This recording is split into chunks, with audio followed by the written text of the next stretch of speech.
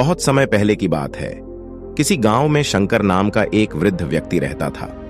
उसकी उम्र 80 साल से भी ऊपर थी, पर वो 40 साल के व्यक्ति से भी स्वस्थ लगता था। लोग बार बार उससे उसकी सेहत का रहस्य जानना चाहते, पर वो कभी कुछ नहीं बोलता था। एक दिन राजा को भी उसके बारे में पता चला और वो भी उसकी सेहत का रहस्य जानने के लिए उत्सुक हो गए। राजा ने अपने गुप्तचरों से शंकर पर नजर रखने को कहा। गुप्तचर भेष बदलकर उस पर नजर रखने लगे। अगले दिन उन्होंने देखा कि शंकर भोर में उठकर कहीं जा रहा है। वे भी उसके पीछे लग गए। शंकर तेजी से चलता चला जा रहा था। मीलों चलने के बाद वो एक पहाड़ी पर चढ़ने लगा और अचानक ही गुप्तचरों की नजरों से गायब हो गया। गुप्तचर वहीं रुक उसका इंतजार करने लगे। कुछ देर बाद वो लौटा।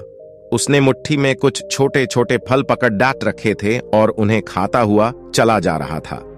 गुप्तचरों ने अंदाजा लगाया कि हो न हो शंकर इन्हीं रहस्यमयी फलों को खाकर इतना स्वस्थ है। अगले दिन दरबार में उन्होंने राजा को सारा किस्सा कह सुनाया। राजा ने उस पहाड़ी पर जाकर उन फलों का पता लगाने का आदेश दिया, पर बहुत खोजबीन करने के बाद भी कोई ऐसा असाधारण फल वहां नहीं दिखा। अंततः थक हार कर राजा शंकर को दरबार में हाजिर करने का हुक्म दिया।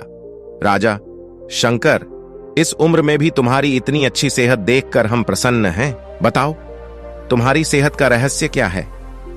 शंकर कुछ देर सोचता रहा और फिर बोला, महाराज, मैं रोज पहाड़ी पर जाकर एक रहस्यमयी फल खाता हूं। वही मेरी सेहत का रहस्य है। ठीक है, चलो, हमें भी वहां ले चलो और दिखाओ वो कौन सा फल है। सभी लोग पहाड़ी की ओर चल दिए। वहां पहुंचकर शंकर उन्हें एक बेर के पेड़ढे के पास ले गया और उसके फलों को दिखाते हुए बोला, हुजूर, यही वो फल है जिसे मैं रोज खाता हूं। राजा क्रोधित होते हुए बोले, तुम हमें मूर्ख समझते हो। यह फल हर रोज हजारों लोग खाते हैं, पर सभी तुम्हारी तरह सेहतमंद क्यों नहीं है?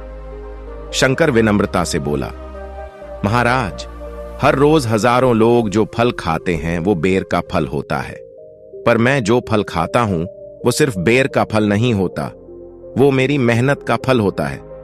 इसे खाने के लिए मैं रोज सुबह 10 मील पैदल चलता हूं, जिससे मेरे शरीर की अच्छी वर्जिश हो जाती है और सुबह की स्वच्छ हवा मेरे लिए जड़ी बूटियों का काम करती है। बस यही मेरी सेहत का रहस्य है। राजा शंकर की बात समझ चुके थे।